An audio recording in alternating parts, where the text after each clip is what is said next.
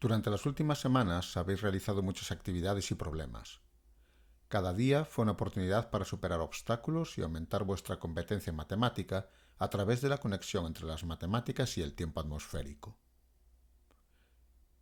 Desde la resolución de problemas de probabilidad y frecuencia hasta el análisis y representación de datos, habéis demostrado que sois capaces de ser constantes en vuestro trabajo. Las actividades realizadas no solo os prepararon para el reto final, sino que también os enseñaron la importancia de la precisión y el detalle. Vuestro éxito radica en la suma de esfuerzos y aprendizajes que habéis invertido a lo largo de esta situación de aprendizaje. No solo habéis interiorizado conceptos matemáticos fundamentales, sino que también habéis desarrollado competencias esenciales como el trabajo en equipo, la investigación y la creatividad. Más allá de esto, habéis descubierto que las matemáticas están presentes en todos los ámbitos de vuestra vida diaria, incluso en el análisis del tiempo atmosférico.